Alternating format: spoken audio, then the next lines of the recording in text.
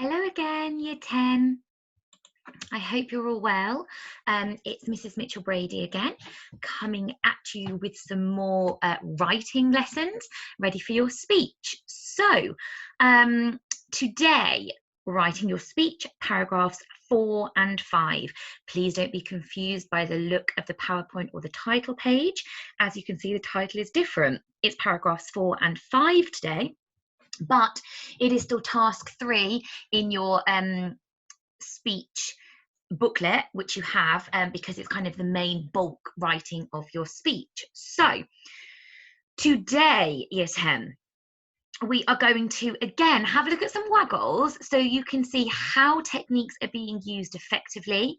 We're going to draft the main paragraphs in your speech, which is paragraphs 4 and 5. Last lesson we did paragraphs 2 and 3. And you'll do now, which I would like you to do now, and think about, what do you want your speech to change in society? So pause the video and make a few notes, or kind of think of your ultimate sentence. What do you think needs to change and why? And your speech is going to change what, and your speech is going to change it how, and ultimately, what do you want it to change? Is it attitudes? Is it ideas? Is it the way people are treated? Think about why you're doing this speech and what you want it to change. Okay. Recap. Where are we at? Are we there yet? Not quite, but nearly. Last lesson, you wrote paragraphs 2 and 3. You should have been using your booklet, and again, you should have it in front of you. Paragraph 2 was our outlining of our ideas and our personal opinions. This followed our introduction, which should have been short, sharp, and snappy. And paragraph 3 was our anecdote. It was our opportunity to give a personal story and think about how this area of discrimination that you are talking about has affected you personally. You should have self-assessed paragraphs 2 and 3, and you should have been using a range of language techniques, as you could see in the success criteria. Hopefully you took my advice and also possibly sent some to a friend or to a peer, and they could give you some feedback, and you would then have had the opportunity to see someone else's. Okay, Year 10, we're going to write paragraphs 4 and 5 today, and the finish line is in sight. We are putting all of our information and all of our research together into one video. No, I'm right, I'm doing the video, you're doing one speech, which I suppose I am putting all the information into one video. And today you're going to look at paragraphs 4 and 5. This is going to focus on a case study. So this is kind of a well-known situation that links to your area of discrimination, or you can use professionals, or you can do some research into how the discrimination that you're looking at affects society, things like that. Paragraph 5 is going to really engage your readers and your listeners, and you're going to think about an ideal world and how we can get to that ideal world if your area of discrimination stopped. So hopefully you've got everything in front of you. You should have your techniques in front of you in all of your previous work and your planning. And let's go. Okay, Year 10. Before we do get into the writing today, I just want to show you waggle, I suppose. It's a relevant one. It's about the current coronavirus situation. And last video, I did show you how to annotate waggles and what you should be looking for and the techniques that you should be finding. So you don't have to do this task, but the majority of you should be able to. I would like you to, number 1, read through this waggle. Read through what it says, what it's about, and make some notes. How do you feel? Is it inspiring? Is it depressing? Is it emotional? I want you to try and identify some of the techniques that have been used. Maybe just make a note of them, handwrite them, just short quotes, short techniques that have been used. And then think about one technique that you think has had the biggest impact. So there might be something in here that you think really, really has an impact. It will work. So that one sentence paragraph, for example. What about down here? This triple that's being used. What about here? The use of the statistics. Really, really important. Read through the waggle. I'd like you to choose 2 or 3 quotes that you think really stand out and see if you can identify what technique they are. And then look at this question. How is language used to have an impact in this speech? So you might want to pause the video here, read through the waggle, and see what you can identify. Okay, Year 10, if you are going to challenge yourself and make sure we can really, really see and understand the impact of language, you might want to use this help sheet that I've created. So the previous question was, how is language used to have an impact in this speech? And all I want you to do is complete 1 paragraph of analysis. Just choose 1 quote from that waggle speech that we've just read and think about why that technique has such an impact. If you are going to have a go at this, there are some sentence starters here for you to use. Feel free to pause it. Now, you might think to yourself, Mrs Mitchell-Brady, why are you asking me to do this? This isn't writing. Okay, this is giving you the opportunity to look at language and truly understand the impact it's having. Once we can do that, Year 10, you can then use language effectively yourself in your speech. And it will also give the opportunity for your readers and your listeners to also feel something about your work as well. So if you're up for it, and I hope you are, feel free to email me if you've done it. Let me know how you found it. Have a go at this challenge. Okay, Year 10. Paragraph 2 and 3 are written, so is our introduction. Paragraph 4. As you can see in your booklet, it says using a case study. So this is the chance for you to bring in some of that brilliant research that you've been doing and think about how you can include that in order to, 1, get across your message, and 2, have a really important impact. So, racism has always been an issue. Really? Has that much changed? Martin Luther King was shot dead whilst protesting about equal pay for Black people in America. Are we going to allow his death to be in vain? Furthermore, in the 1970s, South Africa had separate schools for Black and white people. Schools reserved for the country's white children were of Western standards, and the education was both mandatory and free. 30% of the Black schools did not have electricity, 25% no running water, and less than half had plumbing. Hearing this makes me feel sick. Hearing this makes me feel devastation. Hearing this makes me realise that things must change. As you can see, that case study in this waggle is clearly alluding to Martin Luther King, and it's discussing racism and segregation in the 1970s. So read through the paragraph again. What kind of words would you use to describe that tone? Think about the case study that's being used. Martin Luther King is a really, really well-known activist, and those facts and those statistics are really shocking. What this waggle also shows us is that even though things happened in the past, they're still really relevant today. Think about how that makes you feel and the impact that that case study has. Why is it so important to be using case studies? Please pause the video, read through the waggle again, and think about your own research and what kind of case study you are going to use. Okay, 10. You should hopefully be at the point where you know what case study you're going to talk about. If I were you, I would include facts and statistics, and I would reference who your case study is. Don't forget, if it's doctors or professionals, to use their full titles. There are sentence starters in your booklet.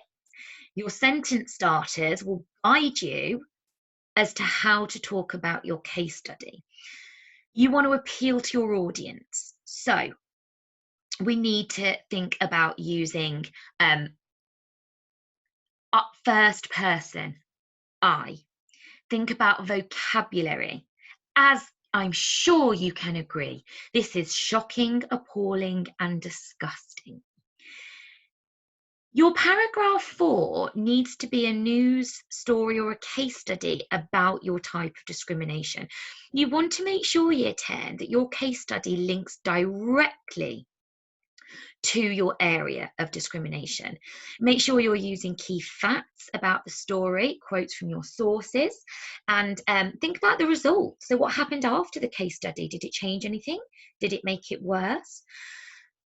Think about your research. You might want to just double check your case study, make it emotive, and think about how you want this case study to make your audience feel.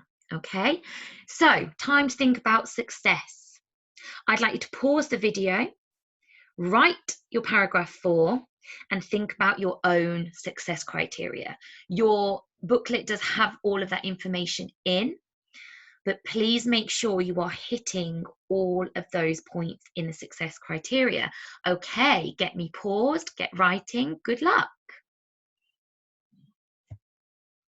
Okay, I hope that case study paragraph, Year 10, I hope that went well. Paragraph 5, in your booklets, this is called In an Ideal World. So this is a really powerful opportunity for you to get your readers and your listeners, your audience members, to think about something lovely. Think about something perfect. Think about how the world could be if the area of discrimination that you are talking about didn't exist. So this waggle, as you can see, is about sexism. It's about the world in which we live in and how for some people it is unfair. Please pause the video, read through this waggle, and on the next slide we will go through it together. But I don't want to read it to you. I want you to read it and think about the impact and the effect that it has on you personally. Off you go. Okay, Year 10. Imagine a world where women are not judged, where women are recognised as equal counterparts, where women are rewarded fairly. The criticism, scrutiny and pressure to look a certain way does not exist. We are all allowed to be who we are, wear what we want and be ourselves. Don't you think as a society we deserve that? Don't women deserve that? Don't you deserve that? I believe things can change, but there is a long way to go. We can learn to see past gender, learn to see past sexuality and status, and accept people for their values, their morals, and their humanity. Society can employ people fairly and not discriminate. We can solve this problem by being honest and having frank discussions about workplaces and allowing women's voices to be heard. We can strive for excellence, if not perfection. Because although a perfect world doesn't exist, a fair one does. In a world where you can be anything, be kind. Okay, Year 10. I read that to you, similar to how it would be read in a speech in order to persuade and convince people. So let's have a look at annotating it then. What have I highlighted and why? Imagine. This is your audience using their own minds. If you paint them a picture in their head, especially of an ideal world, they will feel connected to what you are saying, and they may feel emotional about what you are saying. Women. Repetition of this word, not only is repetition an effective technique to re-emphasize your point, but it's also emphasizing the subject of the speech, and it has quite a punchy impact on people listening to you. We need to remove the criticism, scrutiny, and pressure. Okay, that triple there is the issue, one of the issues with sexism. We've got 3 quite powerful words that you are saying in your ideal world wouldn't exist. By using 3, the power of 3, and using a triple, we are emphasizing why your area of discrimination is so wrong and therefore why it needs to change. Don't you think, as a society? Well, not only is that a triple and repetition, we're also ending that with a rhetorical question. Of course, the world can be better. We can live in a fairer society. And that rhetorical question means that your audience are thinking that too. I believe things can change. We've got this personal belief here, year 10, and we've also got that short sentence, that short and sharp. If you believe that, maybe your audience can too. You've already given them facts and statistics and a case study. You've already introduced them to your ideas. So you think that, and there's no reason they can't too. Society can employ people fairly and not discriminate. Okay. In an ideal world, you will explain how to solve this issue and make the world better. So obviously this will depend on what area of discrimination you are talking about. But if you had to idealize a perfect world, and if you had to create a world in your mind where this discrimination didn't happen, what would that world look like? You can talk about that world in your speech, and you can also explain how to solve the issue on what you think society and the world needs to do. We can strive for excellence, if not perfection. Though a perfect world doesn't exist, a fair one does. Okay, it's a motive, year 10. Maybe a perfect world doesn't exist, but surely a fairer world exists. A world without this area of discrimination that you are talking about. That is emotive language, and again, it's emphasizing your beliefs and your points in a slightly different way to using loads and loads of facts and statistics again. But don't forget, this paragraph is different because this is about your audience imagining something and you creating a picture for them in their head. And finally, in a world where you can be anything, be kind. I've highlighted that because although it may sound like a cliche and it's a word, a sentence that can be repeated continuously and can be heard a lot, in actual fact, there's an element of truth. And again, if we're talking about an ideal world, you can use language in that way in order to have an impact on your audience. Okay, so here's your warning again then, year 10. I want you to pause the next screen and have a go at your own paragraph. Have a go at paragraph 5. You're going to use your booklet again, and you're going to think about what an ideal world will look like. Your success criteria is that you need to include how much better the world would be without your type of discrimination. You might want to use rhetorical questions, emotive language, powerful vocabulary. What would make the perfect world, and what does society need to do to get there? Or why does your area of discrimination need changing so badly because of the impact it's having on the world? Look at the sentence starters in your booklet and think about, in an ideal world, it would look like this. My discrimination stops this because, and what that world will look like if everyone could do what you are asking. Be clear, be concise, and this is your opportunity to show how passionately you feel about this area of discrimination. Okay, let's stop. Let's stop for a moment. You've written paragraphs 4 and paragraphs 5, but let's just have a vocabulary pit stop, year 10. I want you to read through both paragraphs you've just written. Are they the best you can do? Are you talking about your beliefs? Do you insist in something? Are you using adverbs effectively?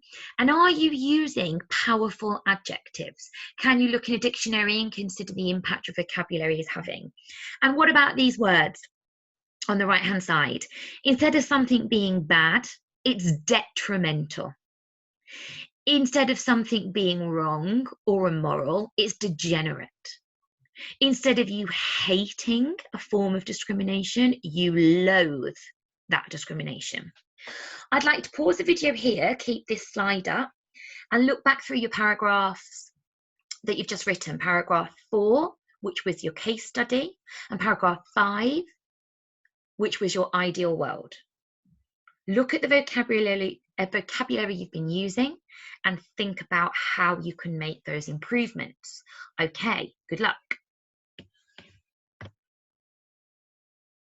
Okay, welcome back, Year 10. Hopefully, you've just written, then rewritten and amended some of that vocabulary. I can promise you the best way to improve your writing is absolutely by going back over things, changing the wording, changing the vocabulary, making sure it's really clear what you're trying to say, but you're also using vocab.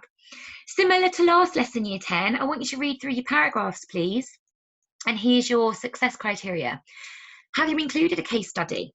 You should have researched into a case study, so you need to be referencing a professional or a famous case or a doctor or anything that you could talk about in order to back up your own opinions and feelings. You can also use your facts and statistics as part of this case study.